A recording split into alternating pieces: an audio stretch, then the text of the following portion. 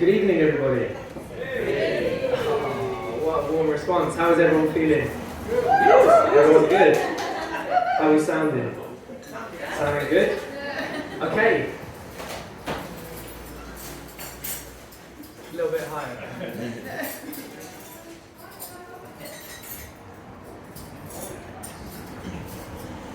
So, Hive Mind presents Liquid Swords. So Hive Mind started with the one Zara. Where's Zara? Zara right here. Everyone say hello, Zara! And then in February, I went to my first Hive Mind, and Zara welcomed me into the fold in a heartbeat. And then fast forward to now, and here we are, bringing something really different to the table. So tonight, I was going to go through their bios, but I think their words are going to speak in volume and speak for themselves. So we have Harry Baker. We have Jamie Greer. We have Louise Devine. We have Nick Goodall. And then my name is Johnny El Haj, aka MLJ. So I'm going to be hosting the first half, and then Zara's going to be hosting the second. And we're going to be just explaining a little bit more about the ethos of Hive Mind, but first things first, we are a no-hate zone. Keep your minds open, keep your hearts open, keep your ears open, and we'll be gravy. So, a bit of an interesting concept tonight. So it's going to be all four poets going back to back, poem for poem, in a liquid form. So keep your wits about you. So today I was writing something just to kind of open the night up and explain like why liquid swords. Firstly, it's a nod towards the art form, an homage to the art form.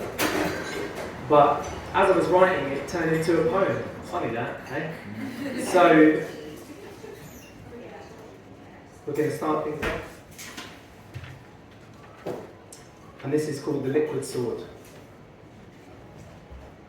From the heart of the artist, born of blood and ink, the layers of our poetry forged from the heat and breath of our words, fire in our belly forms.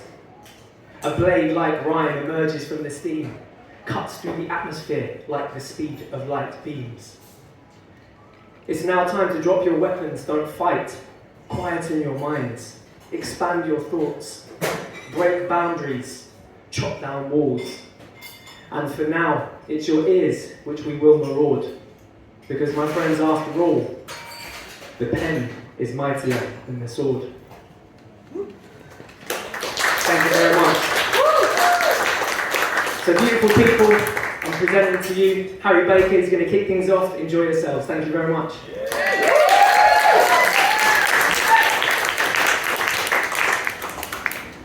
Thank you so much. This poem is called An A to Z of Time and Space. I wanted to play around with alliteration rather than just picking one letter. I thought I'd go through the alphabet, and as I started writing it, I realised at the same time maybe we could try and map the history of the universe as I went, just to keep it light. And given that, I need to put in a disclaimer that the thing I went for the letter P is a pepperoni, because I was reading the ingredients and the percentage of pork in it surprised me. Would anyone like to hazard a guess at what they think the percentage of pork is in a pepperoni?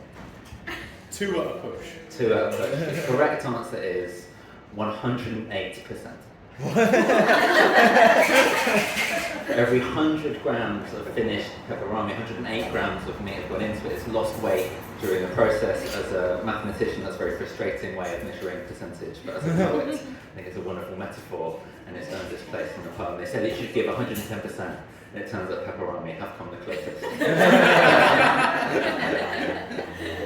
First there was nothing. I'm talking nothing but nothing. Then there was something. In amongst that nothing was something. And some things somehow split into some things, and some things even managed to become things. So take Adam. Adam was added up out of atoms. Before that it was black and barren, then it became big and banging. Out of the chaos came countless crazy complex patterns, and then dun dun dun, dinosaurs happened. Through evolution, everything's edited every day. That's how we fine-tune, finesse, and then finally find our way. Just as the galaxies have got into gear, the game changed because hip hip hooray Homo sapiens came. And we invent, imagine, inspire and innovate. We've journeyed from jamming in caves to jamming jam in a cave. That knack for knowledge knitted and knotted away like silent caves, we learn the language of living, often a little late. We make music, we maneuver mathematical methods. We've noticed and noted the nodes of our own neural networks overflowing, outpouring, open mics to operatics. We are the corpus that's recorded in pepperoni packet. Because we question. From quick quizzes to quantum quarks. Revolutions of the heart to renaissances of art, you see. Scriptures and science seek signs of the sublime. Meanwhile, through trees trickles the entirety of time. Our universe is unfinished but utterly underway. Its vibrancy vibrates via ventricles, valves and veins. You see, we wonder and we wonder. We explore and we explain. We yearn for what is yonder. As we zoom out into space, we can forget we were not the first to be here. By any stretch, we will not be the last to leave. And whilst we can't control our history or know our distant future, we can make the most of what might lie between. We can be kind and we can accept the kindness of others. The world shows us what we allow ourselves the time to discover. We can listen, truly listen to another person's needs. Not just wait until they've stopped talking to take our turn, so we can be brave enough to try and make all kinds of mistakes. We can be playful, because what is a life without play? We can remind ourselves each day it's not too late for new beginnings, when a single moment can have the whole universe within it. Because when we zoom out, we realise how small it becomes. So either none of it matters, or all of it does. From atoms, Big Bang, chaos, dinosaurs, evolution. The fine-tuning of the galaxies to humans. Imagine that journey of knowledge through language and music not overflow with the poetry of quantum revolution. As the sublime trickles through the universe's veins, we wander, explore, yearn, and zoom out once again. Because when we zoom out, we realise how small it becomes. So either none of this matters, or all of it does. Thank you so much.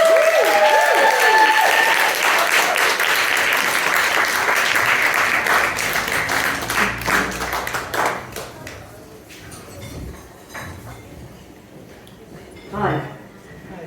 This is a poem about my hometown. It's called Charles Street. It must have been built on a ley line, the kind described by the man in the paper who said that the town was the epicentre of doom, who we laughed at and phoned in the middle of the night when we were spoiling for a fight and the cocaine arrogance of youth. Something to sniff at one person's truth. Looking back, there may have been something in it, especially Charles Street. Now at the very end of car park once stood scruffy ducks, still legendary amongst the few wannabe gangster girlfriends left, musicians who had found a free place to play. We ran it into the ground when the landlord was away. We drank for free while he was exploring bestiality and gay sex in San Francisco. Such was the fantasy. The sound of the place was the crack of the unpaid for pool break and the black shot straight at the great mirror on the very last night. All of our sexy reflections falling to the ground in crescendo. My dear friend's house backed onto that street, a place where we would always meet. And the last time we did, I recoiled as her pupils contracted under the sting of her pain. I ran, a ketamine run like a chasing dream, for 45 minutes that should have been 5, and I cried out for help the whole time. Curio Corner, Junk Shop Jean, my go-to for black market baccy. Only enough room to stand and pivot, never enough time for the eyes to see every artefact artfully packed in. Mostly crap, house clearance they call it politely. All these objects and places that the dead have evacuated from become vacuous things when the soul is sucked away. Jean with her smoke-coloured skin and messy mind and house full of empty would never stand the test of time. Walking home from a party one night, not bed-ready, pill-heady, we broke into the abandoned care home where I used to work. Most places I've worked in this town end up burnt down. Is it Jonah, or am I just drawn to decay? Inside, all was black and grey, healing, collapsing like a lung taking its final breath. There was evidence of some kind of residence, but undeterred, we made love on a bare and barely a mattress, falling asleep in the early morning, waking to the shock of 4 o'clock. I got up, ran home, bathed and changed, grabbed chicken from the chicken shop before my shift at the Vic. For days, everything tasted of ashes. It's funny how these things stick in the nostrils and the throat where the body holds memory. And as we grow older and gentrify, so do the places that made us, the places that aged us. An insurance job on self, the good bits we salvage, display on the shelf, and the rest we incinerate, or at least suppress, still wandering the streets that we'll never get away from. Thank you.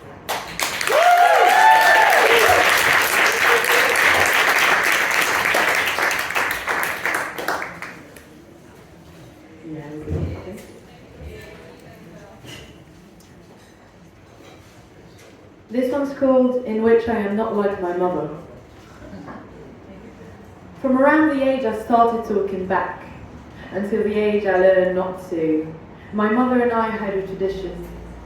Once a year we would stand in the kitchen, she next to the cutting board, I by the bowl of avocados I wasn't sure were ripe or not, separated by a bar covered in breadcrumbs. She would say, "Louise, once you turn 18 then move away. I know you will never speak to me again." She was always sharp, my mother, and her words always landed in the fractures only she knew I possessed, as if purposely crafted cracked from her womb. I am 22, and my mother hasn't called in 1 month and 30 days. But her voice still echoes on the waves between France and England, telling me to stay on this side of the channel. She has been promising to come for 4 years. Her chair is empty, like my 12th and 19th birthday. The advantage of self-fulfilling prophecies is they always prove you right, because mistakes beg apologies, and the reason my mother still looks good at 47 is she lets her ego fill out her wrinkles like Botox. Last time I was home, or what I thought was home, my mother told me she'd stopped considering herself my mother about 10 years ago. So I guess I wasn't born. A stalk probably left me on her doorstep, malnourished and motherless. But since then, she's kept a weather eye on my weight. Told me it felt like I was falling apart in her arms when she was holding me. Told me she could see my bird bones snapping and chattering until I disappeared into the ground. That was her first hug in 3 months. Her very first words to me. I want to tell her it's her fault for boring me hungry, for never teaching me how to recognize ripe avocados. But I know her mother didn't teach her either. I know she had to find out by herself, like she learned how to wake up at 4 a.m. on winter mornings to set up her parents' market stall at 8 years old. Learn not to wince at the pain of diving her small hands into the frozen vegetables and bagging them neatly. Learn the pain of her grandmother disowning her mother for 40 years for having nappy hair that reminded her of the shame of sleeping with a black soldier during the war. She learned the pain of losing a brother, a pain I will never be able to ease because the most I know of him is from a grainy picture in a frame on a heavy dark wood cabinet. The most I know of him is that he had his mother's hair. I guess the reason we're growing apart is that my grandmother failed to teach my mother a lot of things, including self-love. And with every day that passes, she can recognize more and more of herself in me. I can too. And I'm trying to learn to love that part of myself. One day I will call my mother and tell her how I clean the tiles on my table, how I wipe away the breadcrumbs, how my fruit bowls never rot. I know now to push my thumb against the stem and look for bright green once it falls off. One day I will teach my daughter how to pick her avocados, her peaches and apples, how to bake them, cut them up into salads, pour the right amount of lemon juice on them. One day I will forgive my mother and hope my daughter forgives hers. Thank you.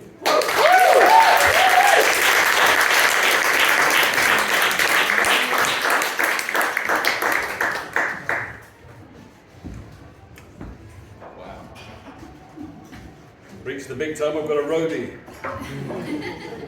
Perfect. He's knocking back another pint he doesn't want, an awful sight. He thinks that he will last the night, he won't. That's what his friends know. Now his jokes are getting louder, hopes his mates have got some powder. Really couldn't be more prouder as his bladder starts to blow. The room's now moving round him. 2 more pints follow down his chin. The lights inside him getting dim. He won't be going yet though. Oh, just one more, I'll get these away, mate. Go on, here's a score, anything but get some crisps. He drops his glass, falls on his arse, can't find his bus pass. It's autopilot home. Then in his chair, kebab in hair, he didn't pull, was just a dare, I didn't fancy her, no. At 3 a.m, like other men, who think that when they're drunk they let the pain go, remembers shouts, the knockabouts, the guts in doubt. He hates to get this low. He's reaching for the whiskey. Woo! One word I've never thought of as being associated with me is short. It applies to my poems, they're brief. Here's another one. Twisted round her little finger, half a clown and part-time singer, high wire at bit of a minger, ex-stunt double, Corporal Klinger. Found him dead in an acrobat. Diclofenac spread round flat, duvet bunch round plates of meat, fish for dinner, special treat. This is what the paper spat. Found him dead with an acrobat. Hoping for a decent send-off, garage flowers, hacking cough, skin on fire, heart of ice. Try the rhubarb, really nice. Elephant ears, Dactari's trunk, gluten-free, still got him drunk. No one asked, but no one tried. Thought that he'd been played for laughs. Tried his best, then failed at that. Ready reckon, scored as twat. Didn't mean to hurt the cat. Found him dead with an acrobat. Found him dead with an acrobat. Went in first, but last to bat. The dirty, rotten, stinking rat. Found him dead with an acrobat.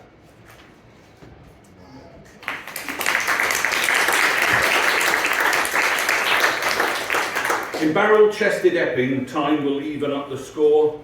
I'm celebrating over M11's distant roar.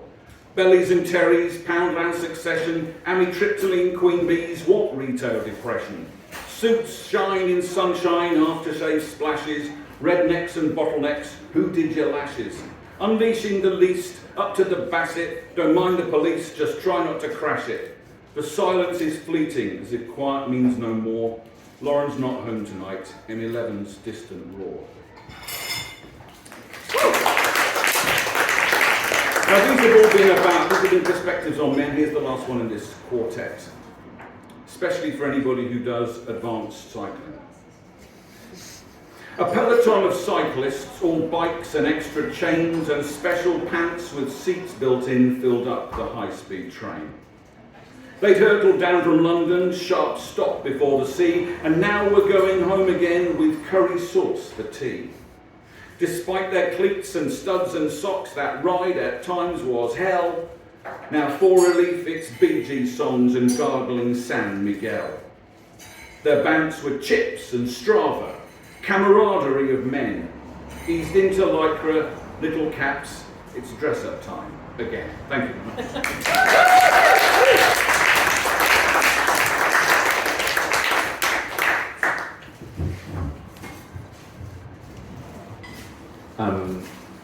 This poem I wrote about a year ago.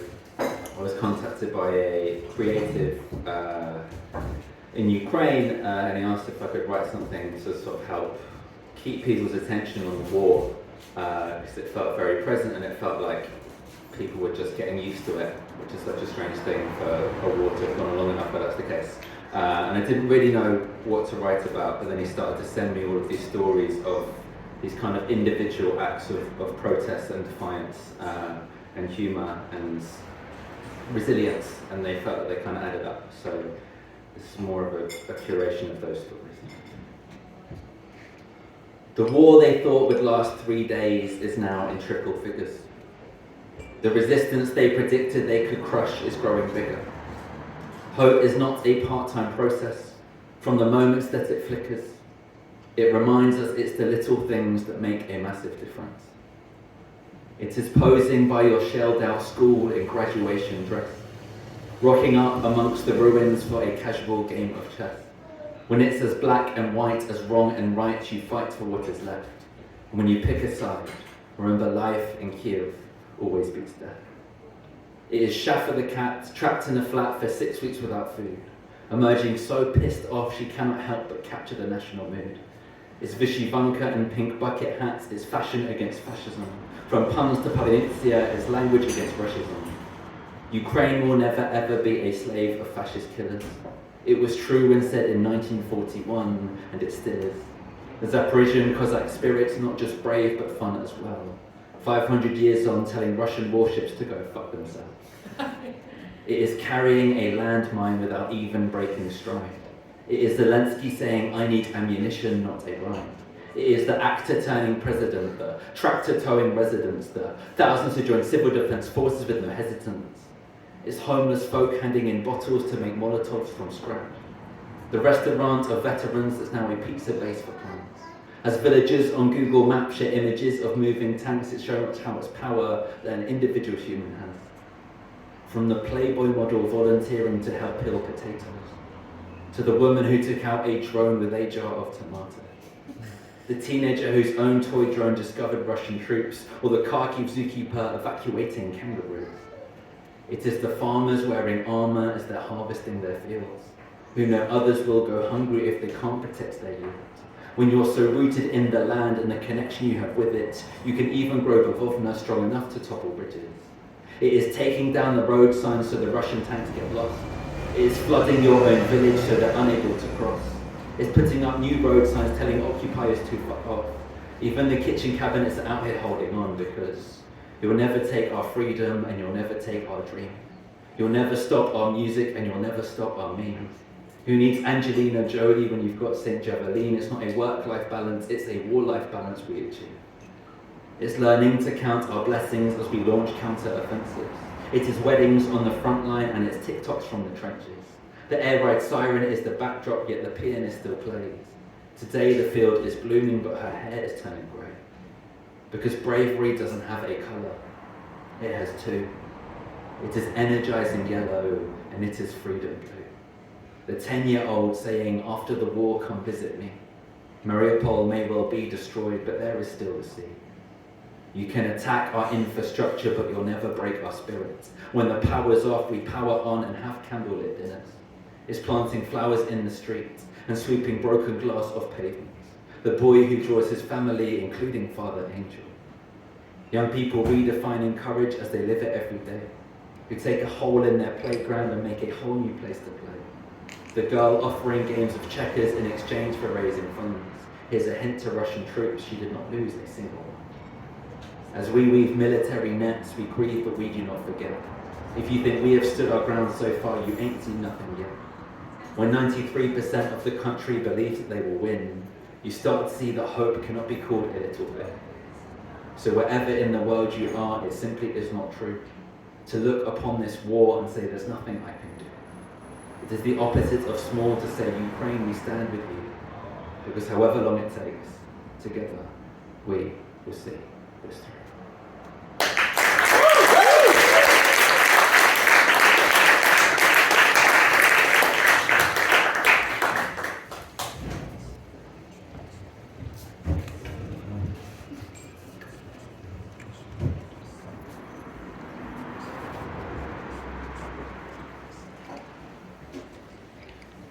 I built a house once, a self-supporting structure in the middle of a pine forest. It was a life that offered solace on a tiny farm in Essex, self-sustaining, away from the mundane, just me, my partner and pets in a timber frame we named Serenity. We lived outside society like we were trying to defy its gravity, carved out our own little cavity in civilization, and made a habitat from clay and stone. Happiness away from humdrum, peace in our poverty, home in, well, loneliness to be honest. I gave everything I had, family, friends and job, to mix cob and log turf from the earth to a living roof. It was living proof. escape is possible. With very little means and determination, you can get all the skills you need to make your own little haven, your own little heaven away from enslavement. Thank God for YouTube. Truth was, the plan was see-through to anyone who knew me, my tendency to run away when life feels like too much to live up to. I spent a whole winter without power, hours devoured by darkness while David was at work. The shower was a bucket over a crate at the back. Boil a kettle on the gas and then splash and you're out. 2-minute race to get washed. We were trying to live clean and at very little cost. Trouble was, there was a price. Night after night, alone in the caravan with citalopram dreams and a waning libido that had nowhere to go, even if it wanted to. I had a hunch that David didn't need to stay away quite that much. I killed it with medication. In my dedication to this crazy decision, there was no way I was calling back to Kent with my tail between my legs just yet. When spring came around, the house became just about livable. The whisperings of the winter forgivable and forgotten. As the rotten old van was kicked down with vengeful abandon, we could move into the thing we'd been grafting a year and a half on. Except that I slept beneath hundreds of hidden arachnids, 1,000 straw legs and eyes hiding in a thatched bed, dropping down at any moment to run over my face and remind me of the web that I'd woven, the place that I'd chosen to call home, in my brokenness. It wasn't all bad though. I learned how to forage, rummaging the landscape like a jumble sale, a handshake with shrubbery and a bargain with the mushroom bucket. Abundance can be found in the most desolate of spaces. And I'm pretty handy with a sledgehammer, a skill that I've used a total of nil time since, but still. I learned that I was strong, and I could smash apart rubble with no trouble, with the kind of strength it takes to mend a broken heart. When he dumped me on the heap like a part without utility, I fled home pretty damn quick, scooped up by the people that love me. No, I told you so's, or there's no place for you here's my fears unfounded. The town I turned my back on threw its arms right back around me. My cloudy mind evaporated and saturated in care that didn't need constructing. I realised self-supporting structures are weak, and running away only brings you back to a beginning. As long as you don't get lost in the forest. Thank you.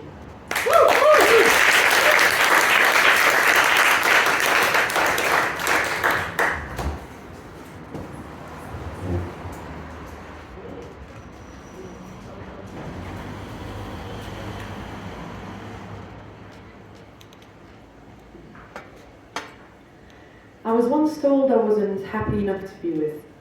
Like a porcelain doll whose smile wasn't drawn as large as the other toys, a lovely complexion that did not quite match the tones of a perfect scene he had built in his mind. I should have told him to save time. I am not a chemical in your head, and you can't tattoo my formula on your veins to help you feel better. And no, I won't be your balance, not when my own sense of joy is to snap my neck and let it fall back facing the sky as a distraction from the fact that I am never at peace, but at all times treading water, that I'm ready to go under, and that my brain apparently lacks the molecules giving me the right to basic human contact. And it already overflows when I tilt my head. Or when I breathe too deep in time with steps too slow, or when I take 2 pills as if I didn't know that I'm already on the verge of stability and I don't need them to feel crazy. Or when I down my hair and step in the shower, crystalline droplets on my pale skin chased away by a waterfall of opaque red running from my scalp to my toes with a swerve of the hips. A cinema surge and apocalypse, a deluge of blood that only exists in a dramatic mind designed to alarm my demented senses. My psyche likes to play tricks behind my eyes. It likes to do somersaults. It likes to burn all the safety nets before, so that when it falls, it splatters old wife like dread and I lose my head. Is this your idea of balance? I'll admit I never thought I'd find happiness in whiplash, but I never thought you'd ask me to double the task or account for the amount in both our brains combined. So I won't apologise for not being rare enough to sit on a shelf with a collection of Lucky Charms. And maybe we'd be closer if I could be your 4-leaf clover, but I've got way more than 4 sides and you are only here for the pretty ones. So find your own balance and snap your own neck. because you killed off the emotions that didn't blend with your ambitions instead of embracing them as those tiny chemical miracles occurring just for you.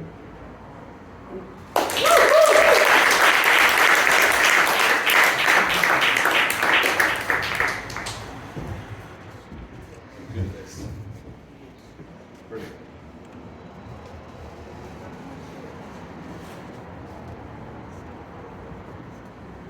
I do not want to die an old man's death. I want to die alive. The only fear I want to feel is the one on the thrill of the ride. Let me die before I fail, even if I don't succeed. Allow me grace and freedom from unpleasantness and need. Do not think of me when I stop. I'm gone and won't come back.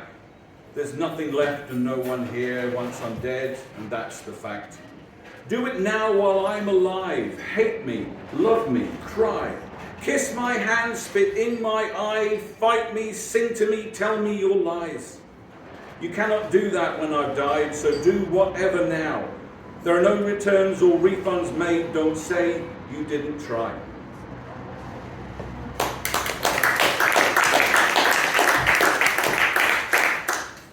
This is about dementia. Of all the stuff I have forgotten, some details never escape me. The last to leave, the air I breathe, our senses held in common. The scent of you, of morning dew and love in laundered cotton. What sun remains through fevered fog dances through my eyes. I am not gone, just cannot find the lyrics to my song. Please know that you can only guess at what I still retain. And if I rail against the world, it's never you I blame. For at the heart of all I am, I'm pretty much the same.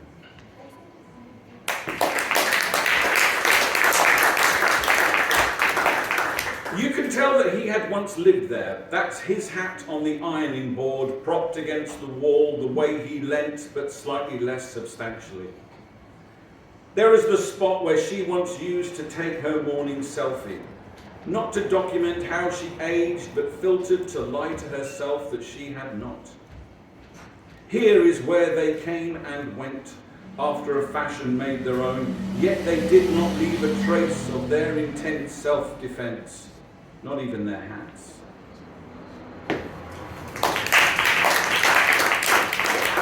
And finally, this will be recognised by anybody with any experience of psychotherapy. We always hurt the ones we love. They're closest to our truth, primed and yet quite unprepared to be the one that soothes. Outcomes are worst in tantrums, rants and moody sulks. You just don't understand and I don't see results. Perhaps secure in all but love, unseen, they make a scene. Achievements count for nothing when you're stuck at age 15. Every day's a Groundhog Day, relief or analgesic, a rictus grin, another gin, your pain's encyclopedic.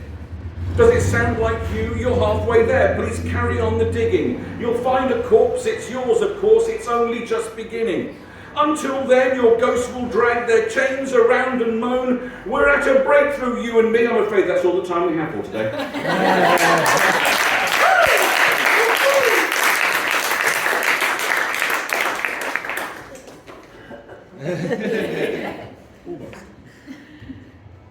Almost. Another massive round of applause for all of our acts. Thank you so much. Incredible. How are you all feeling, everyone? Feeling good? Big thank you to Albion House Hotel for having us tonight. Hive Mind presents Liquid Swords, round one. So, without further ado, we're going to have an interval now, but we are going to be provided with some beautiful music from the wonderful Will Reese, everyone. So yeah, enjoy yourselves, grab a drink, and we're going to have some nice music for you. Thanks, everyone.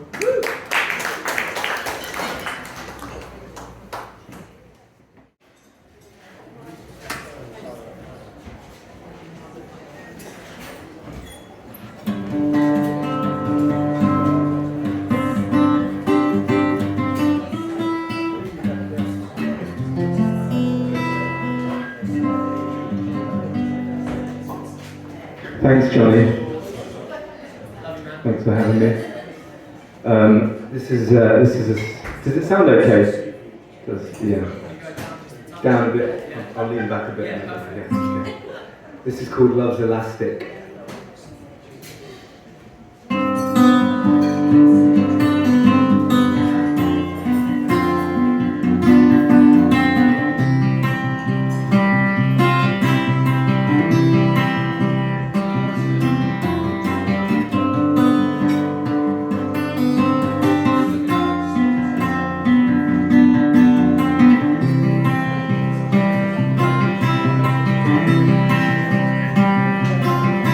From the top deck of a late night bus, glittering oblivious as seas.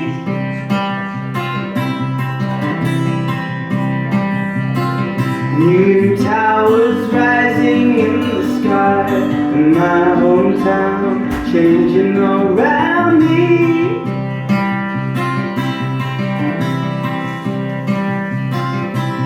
And billboards with their glossy signs and promises that we can't trust or believe.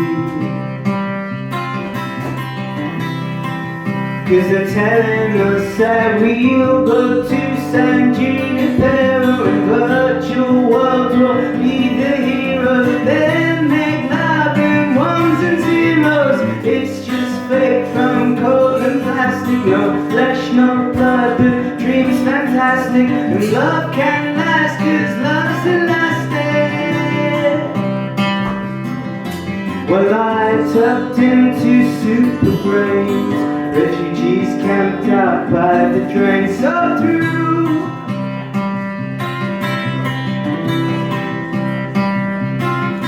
and a white van barreling across the bridge, killed people caught in the path that they took. And if it seems our hope is dying, don't let that stop you trying and learning to slow down and take the time to look around at the beauty there. 'Cause 100 years from now, you see it all within my heart. Yeah, the future's there somehow, and change will come for good, for drastic. But love can last 'cause love's elastic.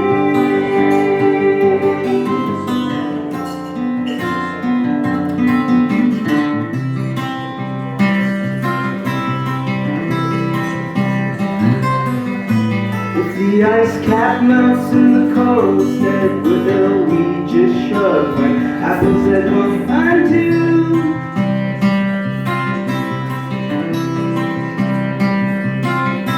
And will we be so desensitized that IEDs and kitchen knives won't cut through? And if it seems our hope is dying, don't let that stop you trying and learning to slow down and take the time to look around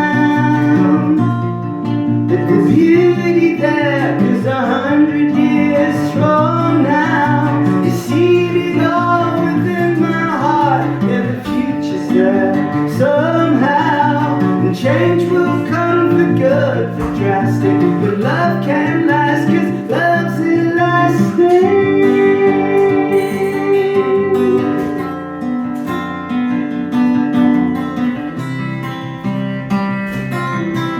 Love can last 'cause love's elastic.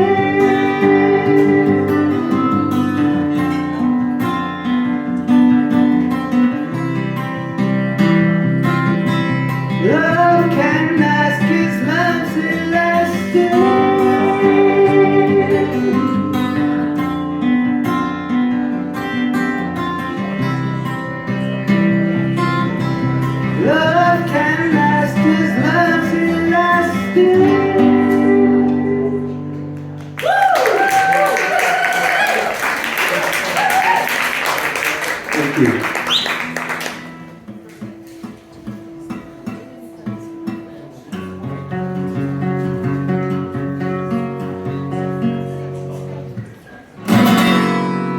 called Louis Vuitton People.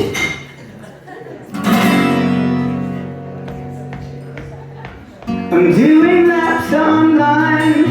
Do you mind if I sidle up to you and steal some of your shine?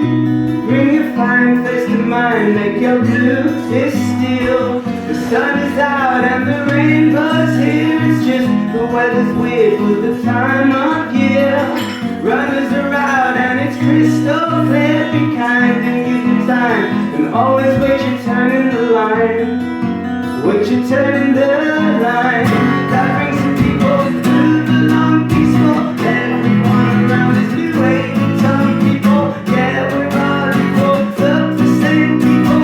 Every boy, every girl, we wait. Some people, we're fabric in the loom. With the warp and weft, the shock of the news. So the elephant in the womb won't haunt the nest and weave anew. Now I'm at dose on smaller amounts. It makes me wanna go and delete accounts. I lay low, but then miss out. Don't question or don't ask, and shout if you got nothing to shout. 'Cause I got nothing to shout. That brings the people through the long peaceful. Everyone around us we wait. Some people, yeah, we're all equal. Look the same people. Everyone, every girl we wait. Some people, it's a sick, sick world, but I wanna see more. It's a sick, sick world, but I wanna see more. It's a sick, sick world, but I wanna see more. Sick, sick world, wanna see more. That brings the people through the long peaceful. Everyone around us we wait. Some people, yeah, we're all equal. Look the same people. Everyone around us we wait. Some people.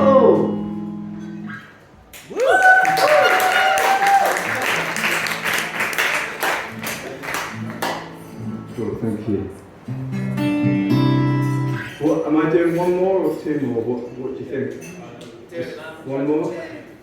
Two? Okay. I've got a saucy one. Do you want a saucy one? Can't tease us. It's a mix. Is it about incest? No. That's not what I said. I thought you said. I said you can't tease us. Oh, okay. Oh, I can. Your mind went to incest. That was all you. That's me. That's my mind ticking away. Okay. This is called The Lost Highway.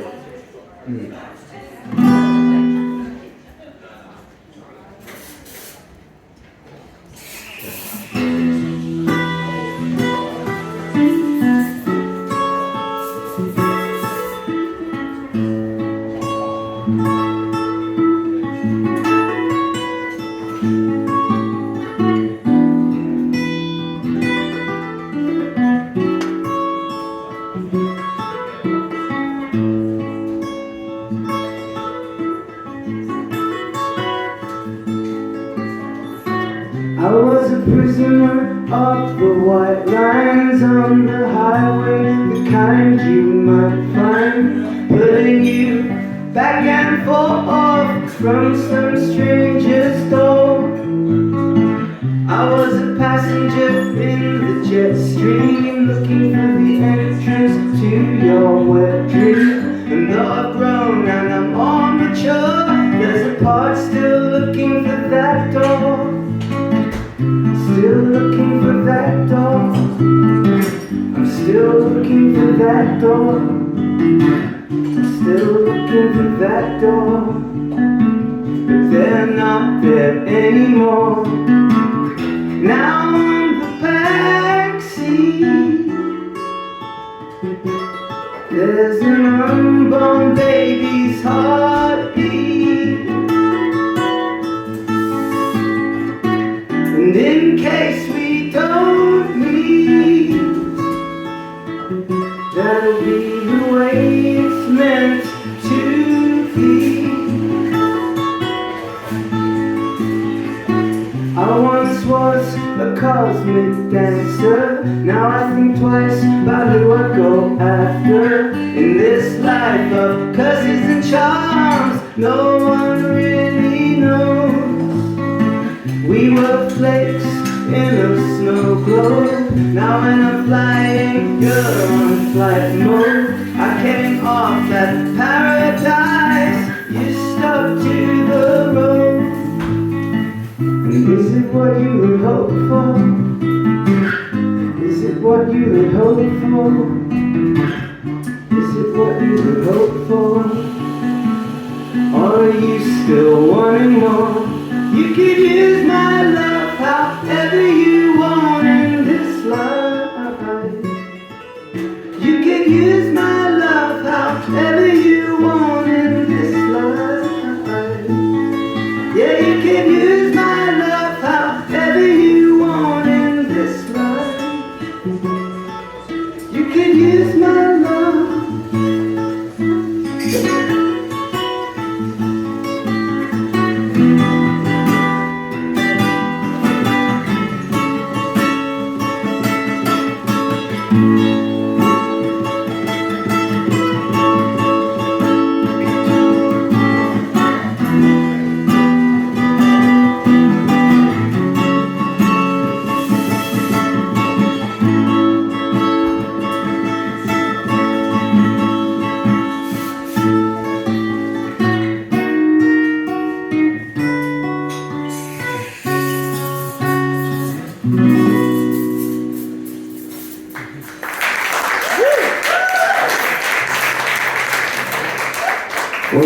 It wasn't really that saucy, was it?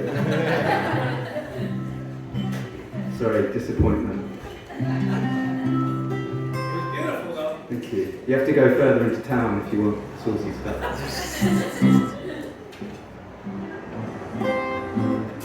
Okay, I'll do one more, yeah? Yeah, alright. This is called Sing It Out. It's definitely not saucy.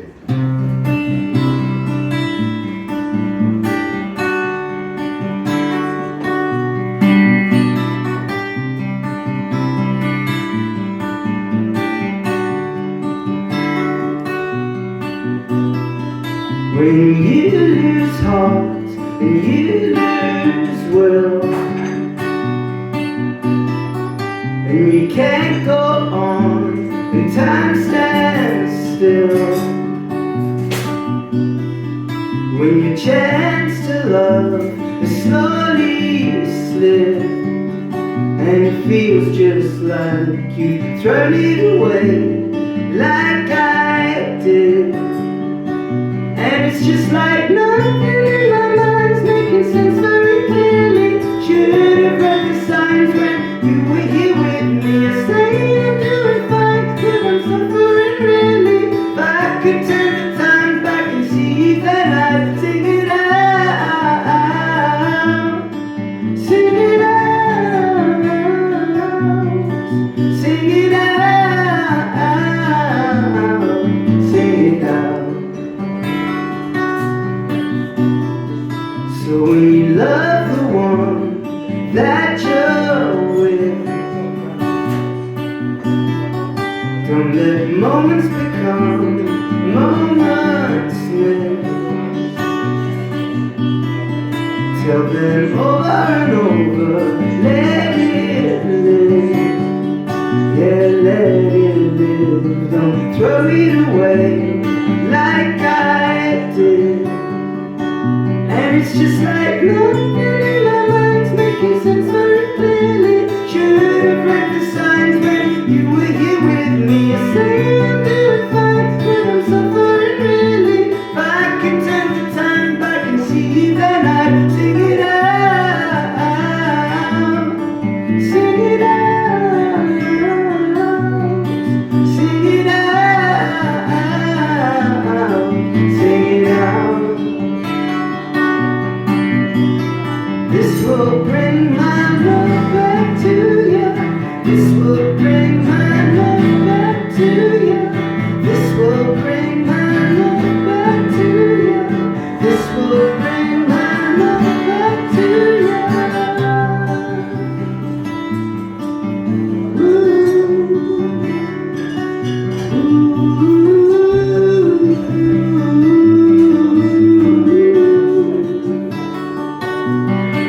Sing it out.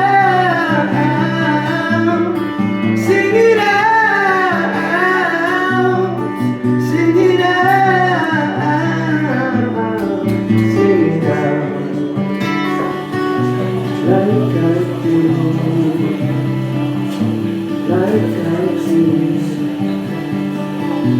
like I do,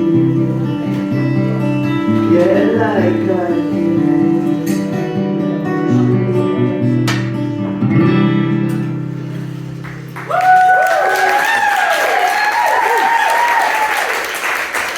Thank you. Thank you for having me.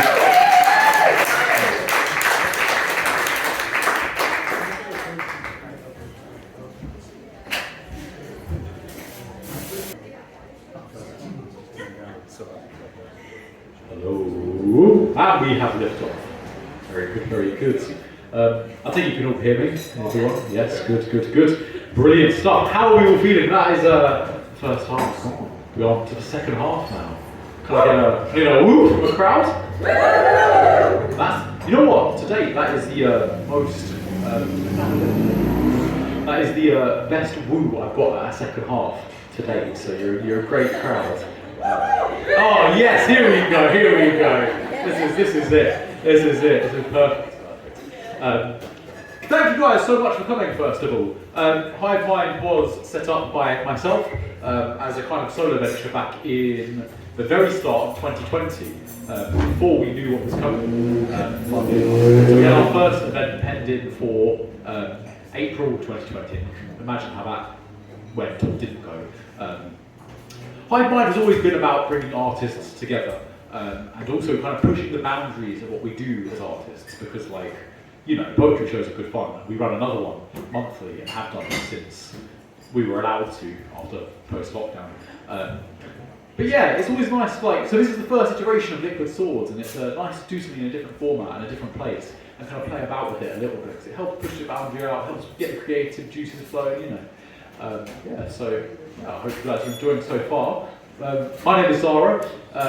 Yeah, I'm the brain behind or the founder of Hive Mind. But tonight was mostly, I have to be honest with you, done by the wonderful Johnny. Could I get a big round of applause for Johnny?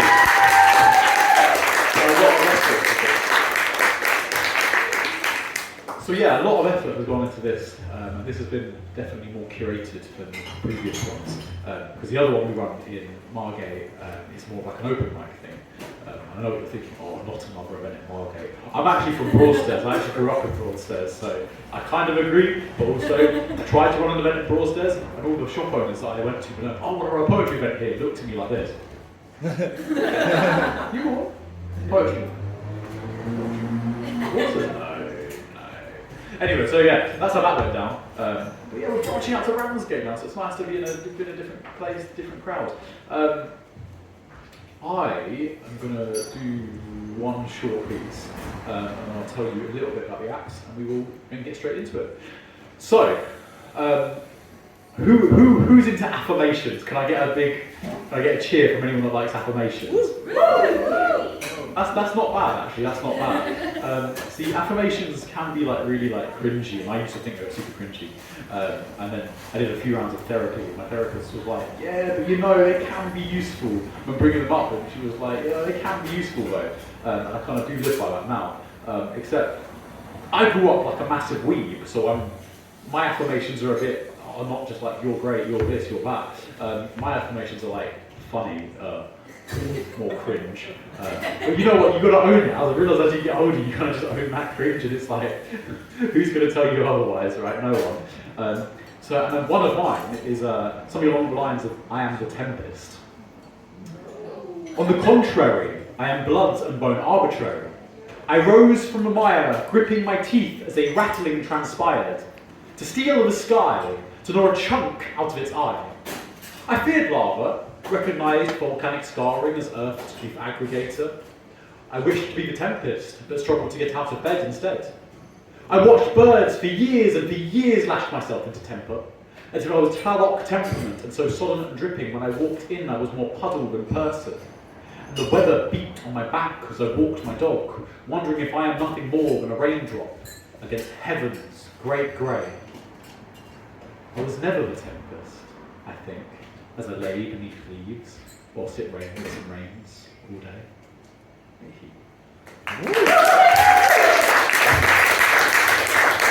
So yeah, that's there is, funnily enough, there is a sister poem to that one called I Am Not the Tempest. which I conclude that I am, in fact. Because that poem is called I am the Tempest, I conclude that I am not. We like dichotomies here, we like dichotomies. So, you heard them in the first half. We said we weren't going to introduce them in the first half, let their words speak for them, but now you've got a little taste, let me say a little piece about them all. So, in reverse order from what you saw them, and the way they shall be approaching the stage in this half, Nick Goodall is a poet living in Thanet known as the Bard of Broadstairs. He writes and performs poetry mostly on themes of love, death and food. He was the official poet of the 15th annual Broadstairs Blue Bash and is well known for St Pancras Prayer, which is a really great poem, but he hates reading it out because he's done it so many times, which is hilarious. He's most recently been described as funny, older and shorter, though the latter is probably a reference to the length of his poems. Although publications and prizes are not his goal, his poems have appeared in print and he's won both a small trophy and a plate. Yeah. Then Louise. Louise is a thoughtful and considerate poet, force of nature from France, the pioneer of cacophonic slam Canterbury. She has books out and she has hard readers books with her, so if you like her stuff, do definitely grab a copy. Also, Cacophonics is a really, really fun night. It is at Canterbury, which is a bit long, especially if you get the train. But it's really worth going to, and I would highly, highly recommend it. So, applause please. Yes. Jamie is a poet from Whitstable who performs across the country in London and at open mic nights and spoken word events. Her poetry is featured regularly on BBC Radio Kent, and she has this interesting way of weaving the personal and the kind of political into this emotional cauldron, and I love it very much. So I'm very blessed to have her here tonight. And Harry Baker, whose name absolutely precedes him, is a poet and mathematician Radio 1 once called the greatest performer on earth, and he has been trying to live up to it ever since. And I think he's doing a pretty good job of it. Fair play to him. That's our performers. So without further ado, Liquid Swords, round 2. Let's get it!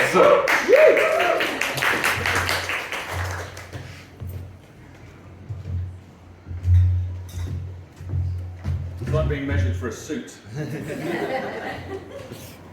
I'm going to give you some poems on aspects of love.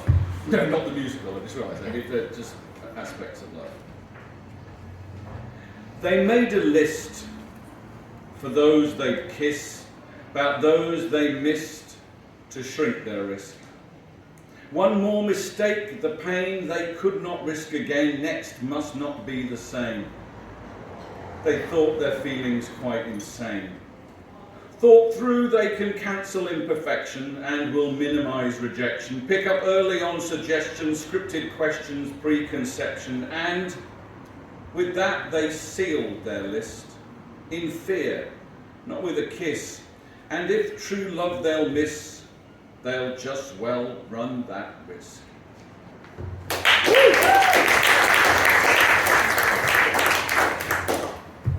We didn't catch fire. I'm sorry. The tinder did not take the spark. No worries. Fast or slow, in the end it's a no-go. Shake my hand, not my world, it's a ciao. I calculate that if you wait, you'll see that in the sea there's more than a few waiting for you, far more suitable than me. There's nothing missed or lacking, just planets unaligned. Our merits, charms and qualities remain for others yet to find. In our races to the heavens, the thermals were pyjamas. Be glad we knit the rosehead, we've sidestepped endless dramas.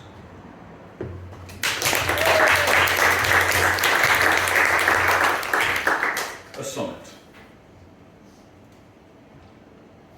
I do love you. I do not have more words. We are as one when in a quiet moment that reaches into where I'm less absurd. I do not know how to be more potent. In touch, return to when we first it knew. There was no one who meant more in the world than me to them, now I to you, all true. Wrapped in arms we stood, stand, curled tight, secure. Same as the child naive, I'm innocent. They loved your bones and flesh and hair and breath. Now float and spin, we are not limerent. This state is ours until its day of death. You are in my heart. I am in pulse deep. Forever swear our bond until dark sleep.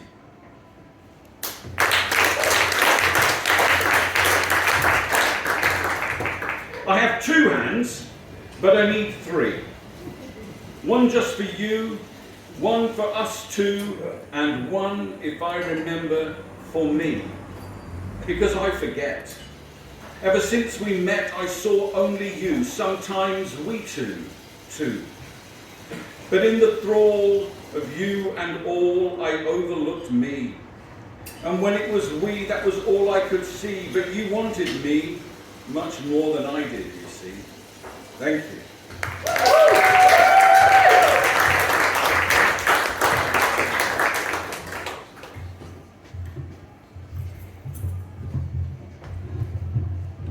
See, I'm taller than Jamie, but shorter than Nick. Everyone's shorter than me. I'm going to copy Nick for these 4 minutes and read a few poems from my book, which, as Zara mentioned, I have a few copies of, so do come find me if you'd like to purchase one. This first one is called The House. My French house has 9 line blinds lining the white wall facing the south, towards the new residences with straight angles and purebred dogs that feed on the poultry. We close our gates and watch sparrows pecking grains amongst hens with pink backs, where the cocks have ripped out the feathers, mounting them. We count the chicks every morning, quick math exercise to determine the size of the cat's appetite this season. 16 minus 1 means a longer sleep in the morning. They scuttle away as the dog runs past chasing balls of apples bouncing in the grass. It is 19 kilometers to the sea. The white shells sprout from the ground behind the greenhouse twice every year with no dirt on them to remind us what it sounds like. Woo!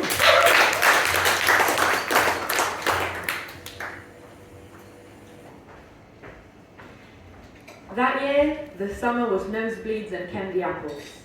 None of our clothes fit us anymore. Our bellies burst with fruit and sugar and all the sun we could swallow. We scratched mosquito bites the size of grapes until yellow scabs peeled off. Our fingers and teeth stained purple by blackberries by the dozen, leaving entire bushes bare. Our mouths were made for eating, and we devoured anything we could get our little hands on. At the dining table, our grandfather taught us French patois between 2 mouthfuls, the same words we couldn't pronounce the summer before. Stuck between the Y's and the R's of his sailor tongue, the years didn't pass. We ate gramin poiscaille as he told us about the kilo of candy he bought for our aunts in 1992 on the ferry from Boulogne-sur-Mer to Ramsgate. My grandmother, silent at the end of the table, counted the red and yellow pills that he'd forgotten to take that morning. On the drive back home, I saw my first stalk on the highway, and as we fell asleep to wind turbines flashing red lights in the night, our bellies full, I remembered the first English word I learned on my grandfather's sailboat. Fish, fish, as he lowered his rods into the ocean.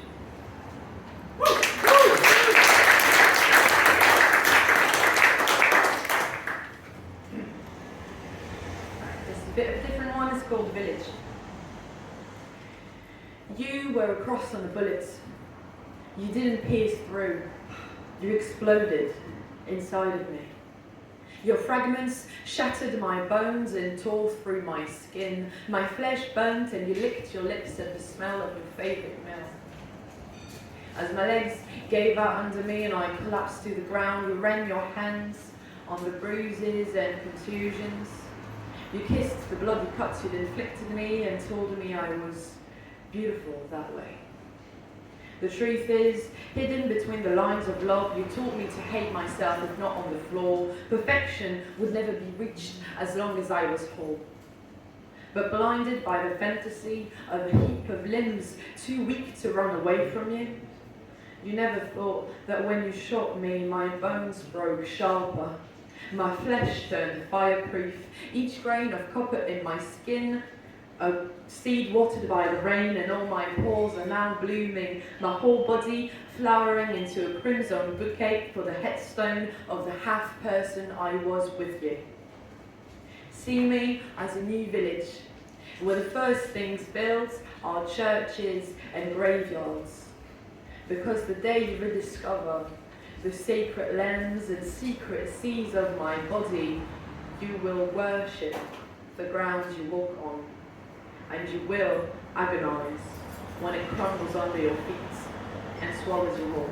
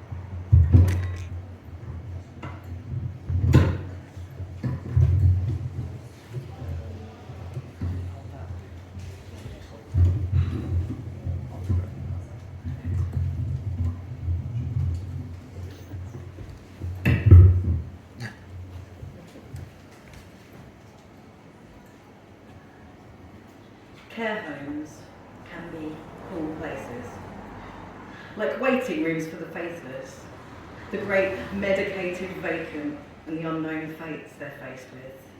Most saved by the grace of already being part deranged, some in fear, very few okay with it. And that's just the staff. People laughed. That was trying to be a joke, because that's how everybody tries to cope. Joking is coping. Coping is caring. Caring is sharing in a sterile nightmare dressed up as a dream of homecoming. Hilda was like a mirror to their misery, a vessel for their vitriol, mute and lame with the swollen pain of a past no one was party to. Everything passed her by. No matter how out of line the staff were, she seemed to remain unfazed. Her haze was a place where they could lose their pain.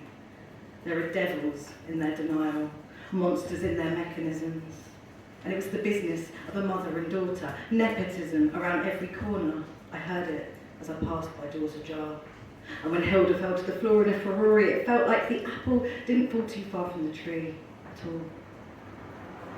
There are always boxes to tick. And sometimes they actually make sense, like recording Peter's life story. Normally, he saw demons in his wardrobe, but reliving the seasons of his life was like a beacon to his darkened days, a half-dark grave less bearable than recalling all bereavement, chased the demons out the wardrobe, made them wearable. We hide demons at all stages.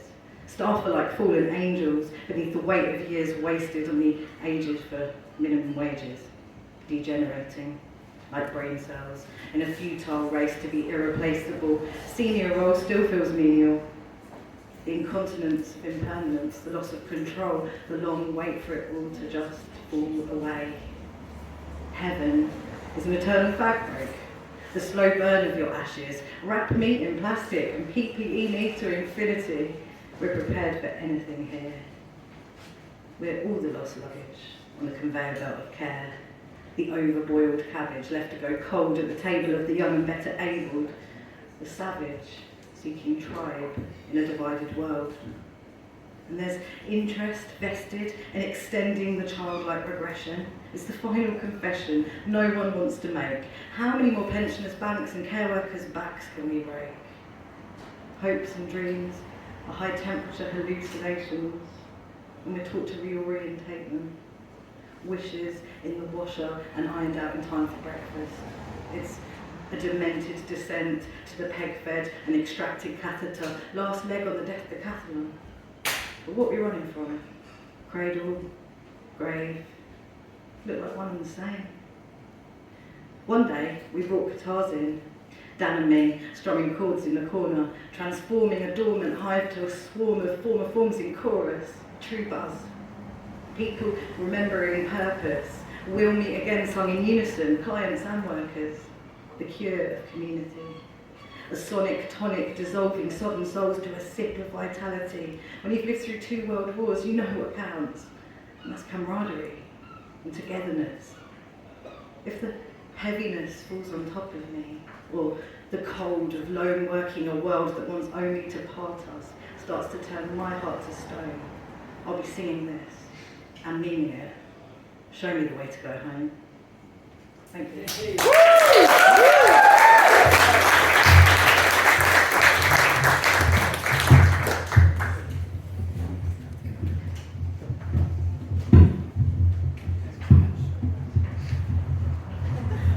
How many dudes does it take to raise a microphone?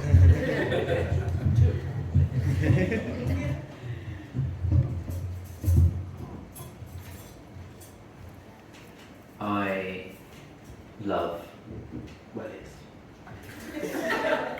That is a statement of fact. Footwear designed for making a splash. No need for showing off status or cash, no laces or faff, just I like big boots and I cannot lie, these babies. On first glance as basic as paying your tax, yet that's still more outrageous than Bezos can hack. They are sensible, functional, playful and fab. Put them up against tennis shoes, it's game, set and match. They just do what they do. They're not concerned with self-importance. All soul and no tongue. The opposite of Piers Morgan. They're built for the outdoors. The opposite of Piers Morgan. They're not about to fall apart at any given moment. From farmers through to festivals, so grand is their appeal, the only footwear guaranteed to be outstanding in its field. While veteran shoemakers may disagree, I think it's worth a mention. That's just a load of old cobblers. Paying no attention. You could be winging it or wanging it, the welly is the one.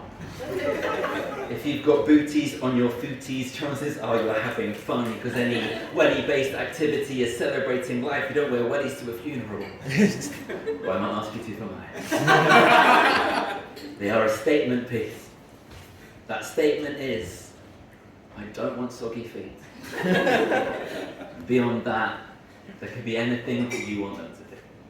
So to my godson, who's got some or covered in dinosaurs, or my niece who underneath her knees has nothing but unicorn. As you grow older and the world begins to open up to you, you might expect that it's reflected in your choice of welly boots. Well, for the ladies who are maybe looking for that fun design, I have seen bumblebees or daisies or some multicolored stripes, and for the fellas, if you want to make your mark upon the scene, the options are a fetching black or an incredibly dark green. Because what could be more masculine than blending in with dirt? Like, if you don't see me, you might not see I'm filled with pain and hurt. And if you don't conform to gender norms or simply try ignore them, if you're anything above size 6, you're destined to be boring. And if they're just going to get muddy, what's the point of even trying? Why have dreams and just like us they're only gonna end up dying? If you never dip your toe in, then there's no concern with drying. Who needs waterproofs? You can simply stop yourself from crying. I mean, God forbid that one might have a form of self-expression. Why not blend in instead with 1 in 8 that have depression? Why be happy when you could be a statistic or a lesson? Why do anything ever if it starts to make you question? If you protect ourselves from all those risky things emotions do, it can be easy to forget that joy is an emotion too. And so is grief, so is heartbreak, so is happiness and rage, with this whole spectrum that we miss out on if we don't engage, and I am angry. And I've tried so very hard to keep it in. And I am lonely. And I've tried so very hard to keep it in, and I am tired. And I've tried so very hard to keep it in, but we are not wellies made with an impermeable skin. You see, it did not do me good. Stood in a field of deepest green. When it's a basic human need to simply feel like you've been seen, and so even if this world insists it's safer to be duller, would rather take the risk and live life playfully in colour. Sure enough, last Christmas morning, wrapped up underneath the tree, a pair of size 10 welly boots as bright and yellow as can be. They bring a whole new meaning to saving up for a rainy day, because if the skies are grey, we'll be walking on sunshine either way. And when it's messy and it's muddy, I don't know whether to begin. I still rather be out in the rain than trying to rein it in, and if I ever go on Dragon's Den, this poem is my pitch. Until then, next time you'll see me, as I'm climbing out that ditch.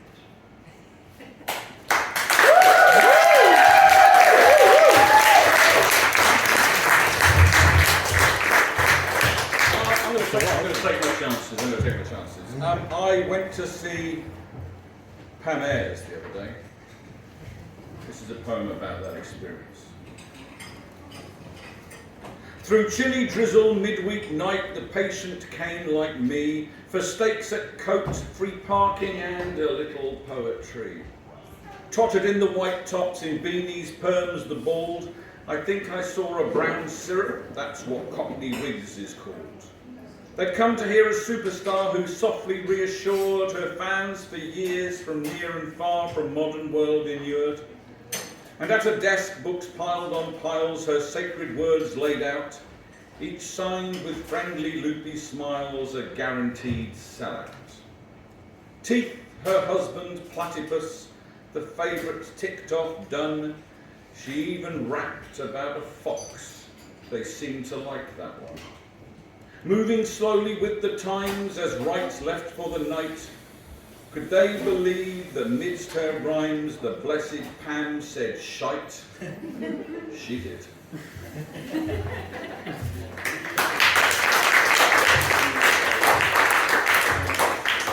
Mr. Freeze and his knobbly knees thought it would please his missus if he sat in the bath filled with ice for a laugh and sweet kisses. Mr. Freeze, now in -degrees, tried to appease her inside, though she made it quite clear if he tried to get near, his idea was cock-eyed. Mr. Freeze thought it an erotic wheeze with a small hint of sleaze. Mrs. F thought her husband a little bit odd, now a blue shrivelling bod. N.B. Freeze is a Romana clef. Mr. Freeze now's all cough, hurt and sneeze, because he sat in a breeze, and his wife's not at home, but in her car on the phone to her sister, unimpressed.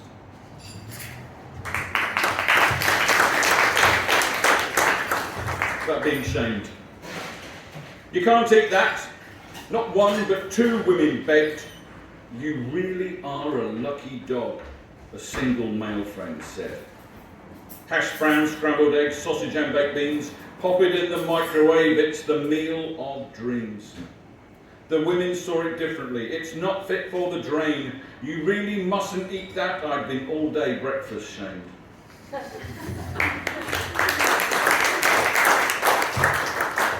And finally, I met with you this afternoon, ostensibly to see how you are doing, how's your life, are you unhappier than me? I thought that you had much the same in mind. My disappointment with life's cards were what you hoped to find. It's why we fools use socials, to satisfy us that, compared to us, it's not so good, and on you fate has shat. I was let down. You're doing great, and joy filled every word. You wished me well and buoyed me up. It's a wonderful, wonderful world.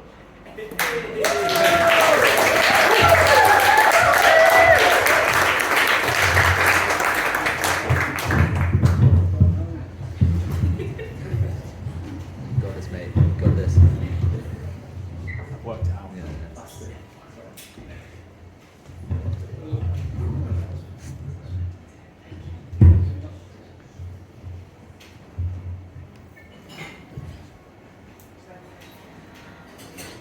I'm sitting at the dining table, trying to discern if my mother's face is crossed by wrinkles or the reflection of the light and a bottle of wine between us.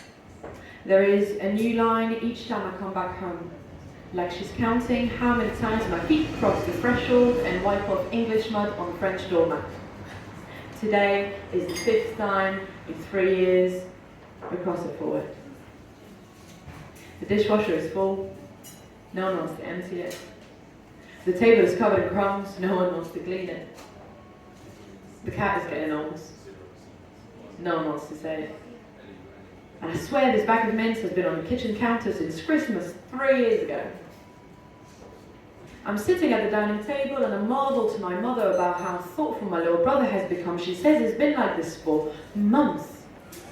And how could I not notice in the tones of his voice in the background of telephone calls?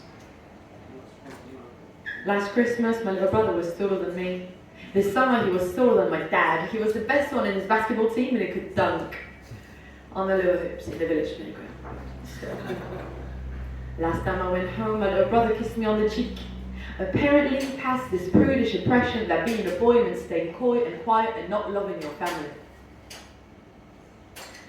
Now my little sister, she's now the same age I was when I first had sex. When we go to the city, 20 minutes walk, 40 minutes bus, and then another 20 minutes walk, I always find myself following her footsteps at night to try and tell her that older men don't find her mature like they say they do. And it's kind of the point. To tell her that she doesn't have to force herself to like weed, some people just have anxiety. Tell her that if she's going to get drunk, at least please don't do it in the harbour, because someone fell in there last week again and died. And tell her that she will be loved, like a fucking Mary Poppins song. But the words never leave my mouth. I just tell her off for coming home too late. Because she's already doing a hell of a lot better than I was at her age. And I probably don't need to explain to her how not every love will be a great love, but sometimes I wish someone was there to tell me that, even today. And I'm still sitting at the dining table with my mum, so I could just ask her for this reassurance, but I just hope she guesses, somehow. Instead, we talk about going to spend the next holiday at my grandparents' house. Like this time we'll be better at pretending to ignore about the shitty childhood they gave her, because we're just happy to see them for one more year, at least. Now someone's missing. You see, it's 10 o'clock at night, and my dad should be home by now. I mean, he drives so fast everywhere, you'd think he'd always be home early. Or maybe that's why he's not here yet.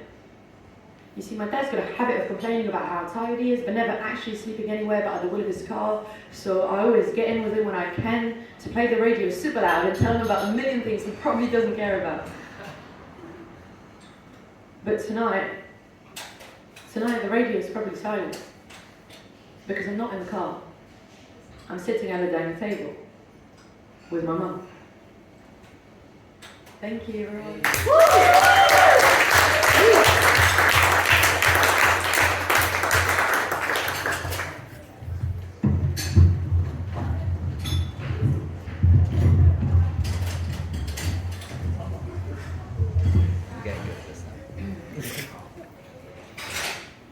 This poem is about therapy.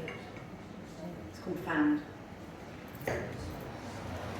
Describe it, she said. And I sat and I stared and no words came. She tried to reframe a colour, a feeling in the body. It just feels oddly together. The weather is no longer weighed down with memory. I feel real, like everything till now was an act, or like I've been trapped, but somewhere outside of myself, and now I'm on my way back. A colour, I can't. I mean, it's transparent. Apparently, things are a lot clearer than they seem. It's like I've lived out my worst nightmares and now I'm drifting into a dream, but my feet are on the ground. I used to fly to escape, I can see that now. It's like, wow, is this how normal people feel? Is this the big reveal? Now that I've peeled away all those false beliefs that stung nearly 40 years like 40 thieves, now I'm saying, open sesame. Seeds got sown. Now, grown is what it feels like. Okay to be alone. We've been thinking about resources, moving out of remorse and staying on course in a crisis. Because of course, if you can't, then the price is just small living, lifeless. Yeah, I've been existing, just about getting by. She tells me I function impressively high given the storms that rage on inside. That doesn't help me. Where in your body are you? Are you outside or in? I'm in bones, muscles, veins, organs and skin, brain, mind, in front, behind, without, within. I just am. I'm growing sick of the sound of my voice. But now, I do bounce back so much better. Write a letter. Try to write it down. You may not be able to find the words right now, and I'm not asking you to, but I am tasking you to put pen to paper. So, here it is. I feel solid, I feel sound, I feel found. Describe it, she said. And I sat and I stared. But this time, not out into space, this time I looked at her right in the eyes. And she looked right back at my face. And this time, I think she saw me.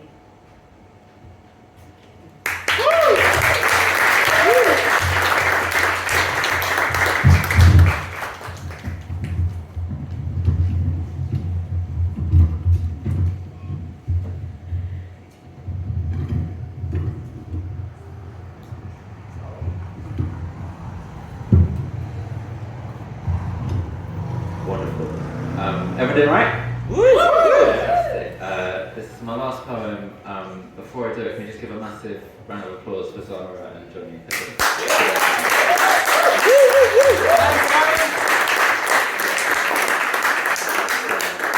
It's a joy to be here. My last poem is called Unashamed, and that's the name of my new book that I've got with me, so if you would like to come and get a copy, I'm selling them as well. And I love doing this, and this event is free, which is amazing, and then Zara and Johnny sort of given the performance 20 quid each, just because it's not nothing, and then when I told a friend I was performing here, they said, oh, they do an amazing roast dinner, so I came early and had a very delicious roast dinner, but that roast dinner cost £22. Currently operating at a £2 loss for this, but it is the best £2 I've ever spent in my life. So if you wanted to get us net positive, come and get a book. Otherwise, enjoy your lives. This poem comes from a place of realising that for a lot of my life I worried about fitting in, and these days I'm far more excited about filling out and trying to be the best version of ourselves that we can be. And I think nights like this are all about that, so I'm genuinely thrilled to be a part of it. Thank you. Thanks for coming. It's not your job to make sure others feel more comfortable. You need not dull your glow in the hope they might see. You need not water down your core to be more palatable. May you be the you that you need you to be, unashamed. We cannot help how others see us, but we may well try our hardest. How we see ourselves can free ourselves to be ourselves regardless. Home is where you can be open-hearted. Whether trapped or trapeze artist, all comes down to how we're harnessed. I'm trying to free my roots.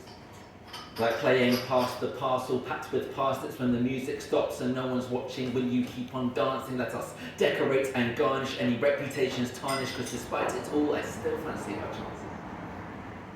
Let us not file away our edges in an effort to be smooth. When the record showed the dents of how we get into that groove, all that energy invested in the editing of you, I hope one day you'll let it loose and let me be there when you do. Because in the moment when your guard slipped for a second or two, I could have sworn I caught a glimpse and I saw heaven in you, unashamed. The only time I know that you've lost weight is shedding expectations. Unless you're Senator or Garner, there's no point adopting layers when the heart of you's the part of you that's blazing. And others may have tried to hide your light. You may have joined in this yourself, but joy of joys, the joy of joys, it shall not be overwhelmed. You could be static, or your static could cause lightning storms. Whether it's lions or it's iron or your core contains all types of raw, that friction that you feel, that's an igniting force. So like the torch, if we can't see it in ourselves, then what is brightness for? We do those closest to us a disservice if we only ever let them see the small of us. If we can open up enough to let them get beneath the surface, there's so much more to love. If we can show them all of us, the flaws in us, the force of us, the full-on awe of us, the rise and fall in us, the rise and fall in us, yes, all of us, the fine and coarse of us, the fine print in the claws of us, the fire imprinted in our blood cells as they course in us, it's all in us, the times others have thought of us, the times they fought for us. Because if anyone's worth fighting for, of course it's us, it's always us, so call it what you want, there's something cool in us. And I have caught enough of you to know that you're enough. Any boxes they may try and stop you with, instead of building up a fort, let's make a rocket. Treat them as photos, not negatives developed into positives, but nothing more than simply snapshots of things, because all the best bits of your story are still yet to be unfound. You are the caterpillar that becomes the butterfly that flaps its wings to cause an earthquake half around the world. You are amazing. If they try to rain on your parade, and to remind you how much fun it is to party while it's raining, may you take up space and stay there, unashamed. Thanks so much.